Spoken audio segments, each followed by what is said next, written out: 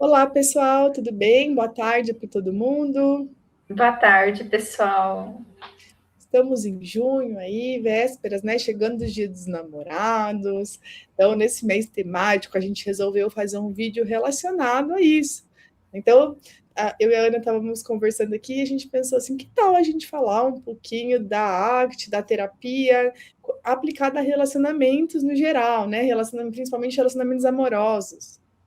Até porque o nosso vídeo está indo aqui ao ar exatamente no Dia dos Namorados. Então, quisemos trazer essa data com esse tema e que também é muito relevante para nós nos processos de psicoterapia que a gente observa nos nossos atendimentos, como são relacionamentos amorosos, os principais dilemas, as dificuldades e como é que a gente faz o manejo com a ACT.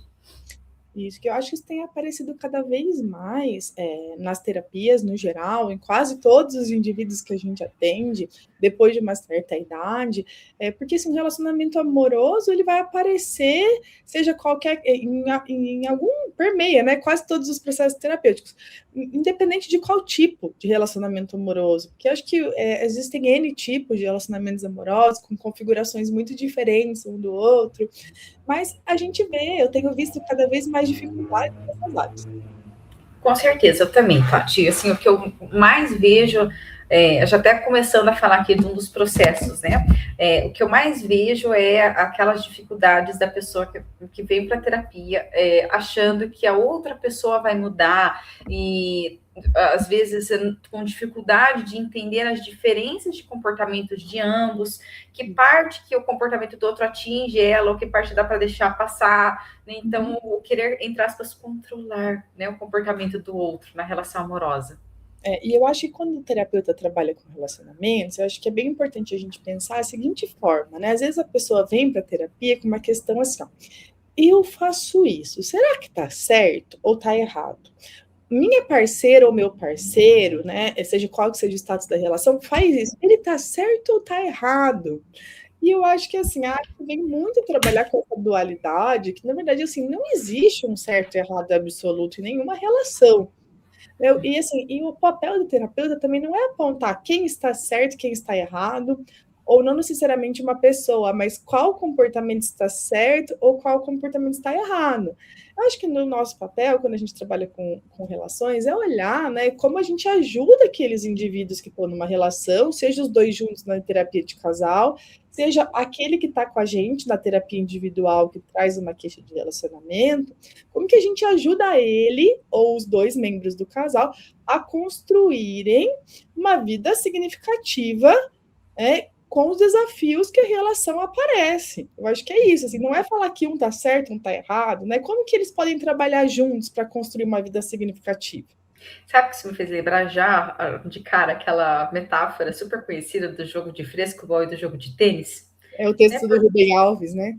Porque o que acontece? As pessoas, eu acho que vêm para terapia e parte do sofrimento delas é de querer estar certa, Uhum. ou até de querer ganhar uma certa discussão e ficar nesse dilema, é certo ou errado? Deveria ser assim, não deveria ser assado.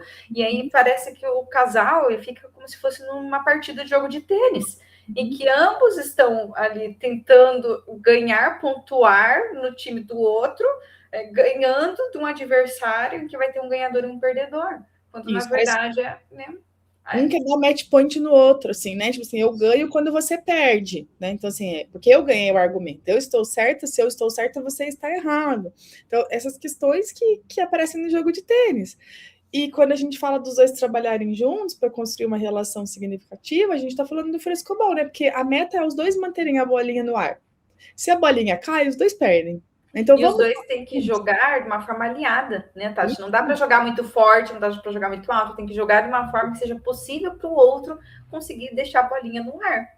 Com certeza, ajudar o outro a fazer, né? Conseguir também segurar a bolinha. Vamos trabalhar em conjunto para nós dois segurarmos a bolinha no ar? Então, como que eu te ajudo e como você me ajuda? Eu acho que é essa reciprocidade ali. E aí eu acho que a gente pode começar também a olhar para os processos de aceitação dentro de um relacionamento amoroso. Porque quando a gente fala de aceitação, vamos lembrar aqui da ação, né, da abertura para o que é desconfortável. E dentro de relacionamentos, envolve diferenças, né, de comportamento, de histórias de vida, de formas de lidar com determinadas coisas. E às vezes a gente se frustra, às vezes a gente fica irritada, às vezes a gente quer as coisas do nosso jeito.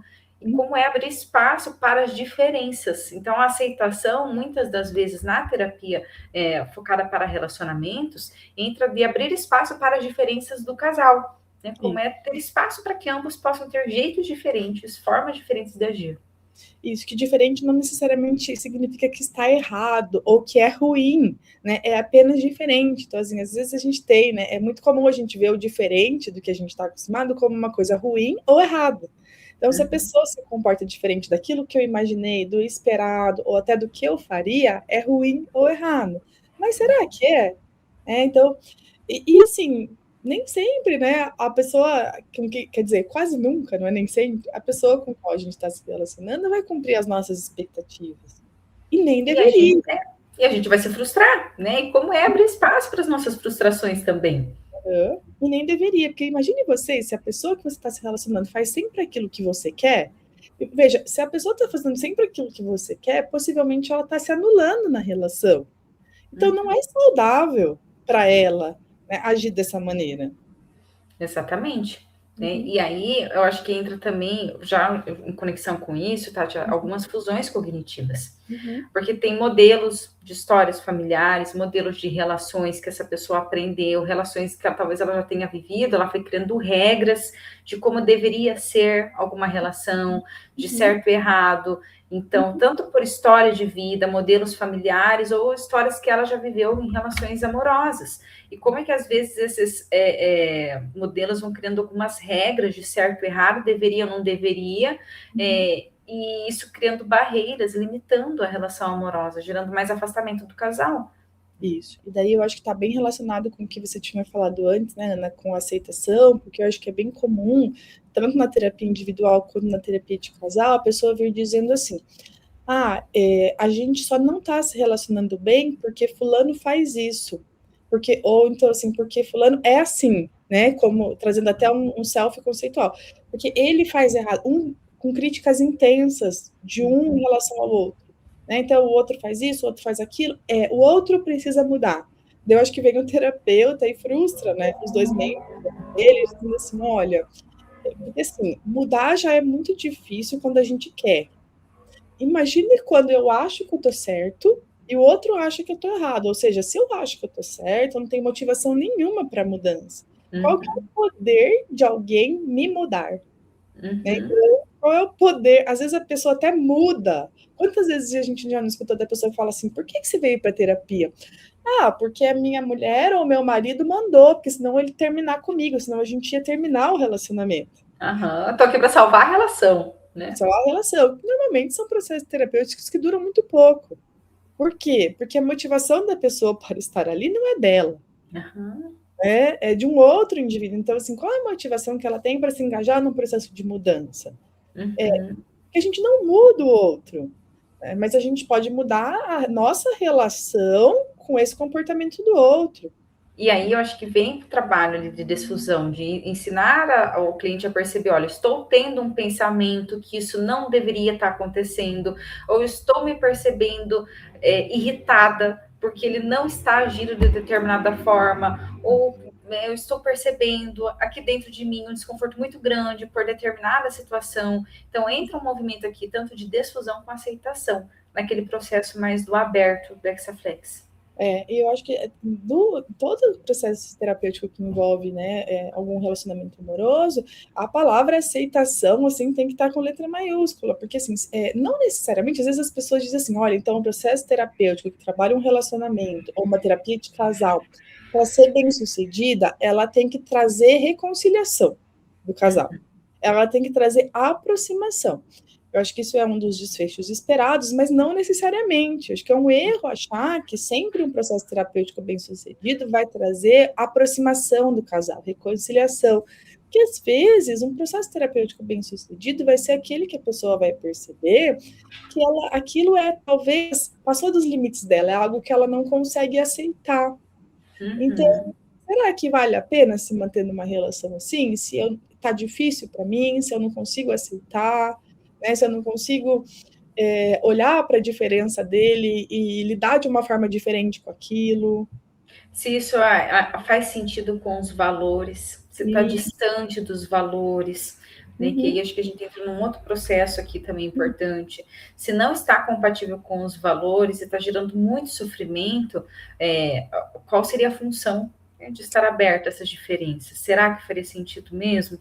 E bem pouco você pontuou, Tati, acho que há algum erro, né, existe quando as pessoas pensam que terapia de casal focada em relacionamentos é sempre para que o casal faça uma reconciliação, se fortaleça, esteja juntos. Às vezes pode significar o término dessa relação. E quando a gente começa a fortalecer, acho que esse processo de flexibilidade da pessoa que a gente está em atendimento, ou até mesmo o casal, essas reflexões elas vão se fazendo mais necessárias. Né? Faz sentido ou não faz? Né? Tá, a pessoa é muito diferente, eu estou me anulando, estou ultrapassando meus limites, aí começa a vir também a parte da abertura, né? Da aceitação novamente. Que às vezes a gente vai entrar, né, dentro de uma relação com conflito de valores, por exemplo, assim, alguns valores que não podem ser de alguma forma alinhados ou ajustados, né? Então, se um dos membros do casal ele quer ter filho e o outro membro não quer, então talvez isso não dá para ser ajustado. Será que é algo que você não quer ser mãe ou então quer muito ser mãe? É algo que você consegue abrir mão pelo outro? Dificilmente. Uhum. Dificilmente sem bastante sofrimento. E os principais valores, assim, Tati, que eu vejo nas terapias, né, com os meus clientes, tanto do que aproxima, que fortalece a relação, quanto o que vai gerando afastamento, que é a falta de, eu vejo, assim, muito reciprocidade, respeito, empatia, diversão. Então, são valores muito necessários para algumas relações, e a falta disso vai gerando desconexão, e também, às vezes, é com esses valores que vai gerando essa reaproximação. Então, acho que por isso que é muito importante, eu acho que a gente também fortalecer muito os nossos clientes, o que é negociável e o que é inegociável para eles em termos de valores. Porque o que é negociável vai precisar de muita aceitação. Tá? Então, é negociável a parte, estou pensando aqui, de diversão. Né? Tá, para mim é valoroso, meu parceiro não gosta muito de sair, de interagir. Quanto é negociável para mim fazer isso mais sozinha? Quanto é negociável ter talvez menos a companhia dele junto comigo? A parte do que é negociável. Aí o que é inegociável também entra vamos supor aqui a reciprocidade, né, o respeito. Quais são os meus limites que são ultrapassados quando esses valores estão distantes? Então, precisa novamente da abertura, da aceitação, tanto para lidar com os desconfortos do que vai ser negociável, e até com o desconforto de abrir espaço para perceber a falta de algum valor que é inegociável. Com certeza, né? Porque dentro do mesmo valor, assim, às vezes, ir sozinho para uma diversão, então, qual tipo de diversão, para mim, eu aceitaria e outros não? Né? Então, eu acho que é esse o ponto ali. E tem coisas que realmente não é possível, né? Sem sofrimento. Então, nesse momento, você pode perceber que isso é muito importante para um dos membros e para o outro não, né? Talvez não faça sentido essa relação. Só alguns exemplos de valores que podem ser inúmeros outros. Isso. Né? Então, eu acho que podem gerar conflitos entre duas pessoas dentro de um relacionamento. Então, eu acho que esse é o ponto de pensar. Nem sempre é fazer com que o relacionamento dê certo. O objetivo da terapia é entender que, para mim, faz mais sentido a construção de uma vida significativa. Talvez seja muito mais fácil longe dessa pessoa do que perto. Mas eu acho que isso é algo muito importante para a gente refletir ali, né? O nível de satisfação do casal precisa aumentar quando eles estão juntos, né? Não diminuir. Isso mesmo. E aí, Tati, até quando você fala assim, quando eles estão juntos, isso me faz pensar no outro processo do Dexaflex, que é o momento presente. O que eu vejo de dilemas, de sofrimentos relacionados a esse ponto de inflexibilidade, de atenção inflexível no momento presente. Ou porque as pessoas elas ficam apegadas em histórias passadas, às vezes envolvendo traição dentro da própria relação ou até de outras relações que já passaram, ou histórias de sofrimento que tiveram em outras relações amorosas ou até dentro da mesma relação, esse apego a coisas do passado. E também o apego ao futuro, aquela expectativa de não, porque a pessoa vai mudar, não, porque agora começou a fazer terapia, não, porque quando eu conheci essa pessoa, ela não era assim, e eu fico esperando que ela volte a ser aquela pessoa do começo. Então, às vezes, a pessoa fica naquela expectativa de um futuro que não chega, e o presente está sendo sofrido para ambos. Né? Com certeza. E eu acho que, ainda relacionado com o momento presente, acho que é muito comum em momentos ali de conflitos ou muita intensidade emocional que uma pessoa nem se abra para escutar a outra. Então, uma fica falando alto em cima da outra, então eu não consigo estar ali e entender qual é a demanda que o outro está trazendo para mim e me fazer ser escutada também. Né, que demanda que eu tenho nesse caso. Então, assim, também uma dos grandes objetivos de terapia que está envolvendo o relacionamento é melhorar a comunicação. E para melhorar a comunicação, a gente tem que estar no momento presente. Porque como que eu me comunico se eu não escuto e não estou conseguindo expressar aquilo que eu estou pensando, sentindo, meus valores, minhas necessidades? Acho que é uma outra questão relacionada ao momento presente também. Né? Eu acho que é esse o ponto que a gente tem que trabalhar. E eu acho que ainda, trazendo ainda os aspectos do Hexaflex da arte, eu acho que é muito comum também, quando você falou do passado, a gente pegar um comportamento do sujeito que ele fez no passado e que pode ter sido uma vez só, como você falou da traição, e você trazer um self conceitual para aquele indivíduo baseado naquele comportamento. Por exemplo, assim, porque ele é um traidor, porque ele é um fiel. E daí eu fico a vida inteira me comportando como se aquele indivíduo fosse algo sobre um comportamento que ele emitiu, às vezes uma vez na vida, às vezes mais, mas pode ter sido uma vez só, definisse quem ele é. Né? Ou ela é uma traidora, ela é uma mulher promíscua, por conta de uma questão que aconteceu na vida, no passado. E às vezes não só com o tema de traição, né? Às vezes, porque ele nunca lembra de uma data específica, ou porque naquele dia aconteceu isso, e aí, como se algo que a pessoa fez que desagradou, foi ruim, significasse o todo dessa pessoa. Porque ele é um grosso, porque ela é uma insensível, né? Por conta de um comportamento específico que definiria o indivíduo como um todo. Então, por conta de algo que ele fez, como se o indivíduo fosse sempre essa pessoa, e isso é algo que desgasta bastante a relação. Acho que pode ter acontecido em algum momento da vida que alguém foi insensível, né, que alguém foi grosso, ou então até o que a pessoa não fez, a pessoa fica assim, porque ele não é romântico? Porque ela não é uma pessoa carinhosa. Então, não necessariamente no que a pessoa é, mas talvez no que ela não é, mas eu tinha a expectativa que fosse. Aquela parte de colocar adjetivos no outro, rótulos, né? E aí a parte da aceitação da dificuldade de talvez essa pessoa não tenha esses comportamentos de romantismo, de carinho, mas o que mais também tem dentro dessa pessoa, que aí volta para o momento presente. O que mais está acontecendo aqui além do que a minha cabeça está me contando. Daí, na minha cabeça, eu tô tanto que a pessoa não é carinhosa, que quando ela parece que não faz sentido nenhum, ou que eu nem percebi. Né? Então, por quê? É contextual. A pessoa pode ser carinhosa às vezes, mas talvez não tenha sido em momentos específicos que eu gostaria que ela tivesse. E aí parece que eu sempre exigindo mais, como se nada fosse suficiente. E aí eu acho que quanto mais a gente vai exigindo e menos contato com o momento presente, mais vai criando um afastamento, um distanciamento dessa relação. Com certeza, aí mais se afasta, né?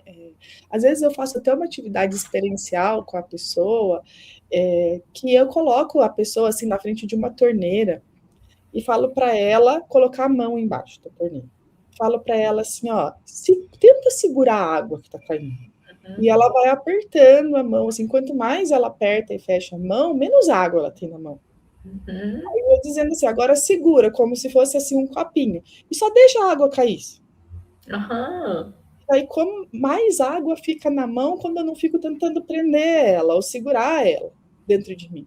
Né? Porque às vezes a gente está tentando fazer isso, você quer tanto mudar a pessoa, tanto que ela fique próxima, tanto controlar a pessoa, porque ela age daquela forma que você gostaria, que você sufoca, e a água faz o quê? Vai embora. Longe. Né? Se eu só tô com a mão ali e deixo a água fluir, eu vou ter mais água na mão. Nossa, perfeita atividade, Tati, perfeito. Porque é muito sobre isso de dar espaço e entender como funciona talvez até a dinâmica da relação. A dinâmica da relação. Eu acho que esses pontos são bastante importantes a gente olhar quando a gente fala de relacionamento, né? E quando a gente fala da difusão também, eu acho que assim, a gente sempre olha para a pessoa com os nossos olhos. Então, assim, vou dar um exemplo, até que está num dos livros do Reis, acho que é não lembro se é o Marronzinho ou é Aprendendo Arte, que ele fala o seguinte: o casal está dormindo, aí daquele dia não toca o despertador. E um dos membros não acorda no horário que ele deveria. Aí ele diz assim, olha, mas a minha esposa fez isso de propósito. Ela não ligou o despertador. Então, veja, a pessoa já interpretou a situação com a sua própria lente dos óculos, né? Mas veja, e ela não chegou a perguntar para a esposa, ele não perguntou para a esposa assim, o que aconteceu? Já criou toda uma interpretação, né? Toda uma interpretação a partir das suas próprias fusões cognitivas, como se ela tivesse intencionalmente feito algo para prejudicar ele. Mas o quanto que isso realmente foi intencional, se a pessoa nem checou o que aconteceu. Né? Eu acho que esse é o ponto ali também. Não olha o lado da relação, porque ele também pode ter colocado o despertador. Então, não precisa ficar esperando a outra pessoa colocar, né? E eu acho que isso entra a fusão com a troca de perspectiva do self, de entender que talvez para o outro a intenção pode ser diferente do que está aqui dentro da minha cabeça e pelos meus olhos. Com certeza. Então, já olhei dizendo assim, olha, realmente a pessoa fez de propósito, né? A pessoa não pensou em mim, então, como está ali influenciando a relação como um todo e a dinâmica daquele casal. Isso mesmo. E aí, eu acho que o que a gente sempre trabalha, né, Tati, é muito assim, da ação comprometida, que vai envolver todos esses processos de flexibilidade que a gente está falando em função dos valores. Então, por isso que é muito importante a gente levantar, assim, como a pessoa gostaria de vivenciar uma relação amorosa, quais são combustíveis vitais para essa relação, o que é inegociável, o que é negociável, para a gente começar a traçar intervenções de ações comprometidas que envolvam a abertura, que envolvam desfusão, que envolvam contato com o momento presente, um self mais conceitualizado pela pessoa. Com certeza, tanto dela quanto o da parceiro ou da parceira. Né? Isso. Tipo, acho que é esse ponto ali, para que eles consigam, né, não só individualmente, mas também como um casal, estabelecer os valores cada um individual em comum e ações comprometidas como um casal para que eles consigam viver de acordo com seus valores. Né? Então, e daí eu acho que quando a gente olha para isso, num casal em si, a gente está dizendo assim, olha, como nós, como casal, podemos fazer coisas em conjunto que sejam valorosas para a relação, para a gente como indivíduo separadamente também, né? Mas seja valoroso para a relação, porque se relacionar é um eterno ganha-perde, porque precisa aprender a ceder também. Não é ceder completamente, porque senão a gente se anula como indivíduo, mas às vezes fazer da nossa forma e às vezes entender aquilo que é negociável para também poder fazer algo que vai agradar o outro.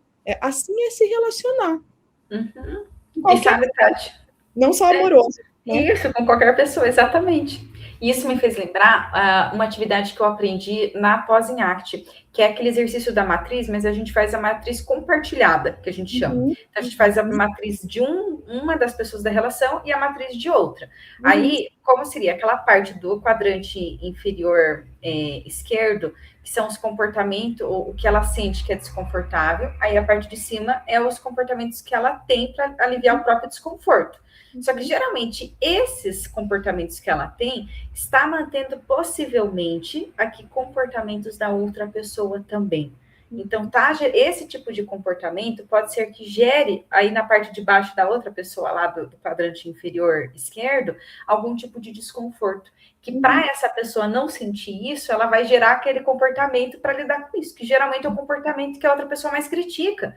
Então, é entender que, assim, como se a gente fosse, enquanto casal ou relações interpessoais, como engrenagens. Na medida que eu me mexo, eu me modifico, a outra pessoa também vai. Então, se eu estou reclamando da outra pessoa, por exemplo, ser desorganizada e nunca organizar nada, o que eu estou mantendo desse comportamento da outra pessoa? Será que eu também estou fazendo coisas para aliviar o meu desconforto? Estou lá organizando? Mas quanto mais eu faço isso, mais a pessoa mantém o comportamento dela de ser desorganizada. E isso vai gerando vários desconfortos. Então, eu acho que quando a gente fala de terapia de casal ou de terapia focada para relações amorosas, é olhar também a minha parte de contribuição nessa relação. Quais são os meus comportamentos que pode ser que estejam mantendo o comportamento do outro que mais me incomoda. Com certeza, né? Que mantém ou que reforça algum comportamento do outro. Eu acho que isso é extremamente importante, saber que isso, relação é dinâmica, né? Então, às vezes, o comportamento de os desafios emocionais de um acabam gerando sofrimento para o outro. Então, às vezes, o sofrimento de um acaba gerando sofrimento do outro, e isso vai se retroalimentando até que aquelas pessoas, em qualquer tipo de relação, isso acontece até em amizade, relacionamento familiar, relacionamento amoroso, mãe-filho, pai-filho, né? Assim, que às vezes, se a gente não quebra isso, não melhora a comunicação, não entende o que é valoroso para os dois, isso nunca vai mudar. Um vai ficar, e os conflitos só vão se exponenciar, né? Porque o sofrimento do um normalmente exponencia o sofrimento do outro, quando a gente fala em relações, né? Isso mesmo. Então, eu acho que, no geral, era isso que a gente ia falar aqui, né? Uma pincelada de relacionamentos para vocês, nesse mês ali, que tanto se comemora os relacionamentos amorosos, né? E que as pessoas possam viver boas relações, não só no Dia dos Namorados, mas em geral. No dia a dia. Relações mais valorosas, né? Mais conectadas aos valores. Que isso é muito mais importante do que dar um presente ou jantar fora. É viver um dia a dia valoroso. E eu acho que menos comparação com redes sociais, menos comparação com a grama do vizinho, e mais conexão com o momento presente, com a vida que está acontecendo agora na relação de cada um. Isso aí. Mas então é isso. Obrigada, gente. Não deixem de curtir, de compartilhar, comentar o que vocês acharam do nosso tema de hoje, e até o próximo. Até o próximo. Tchau, tchau. Um beijo, tchau.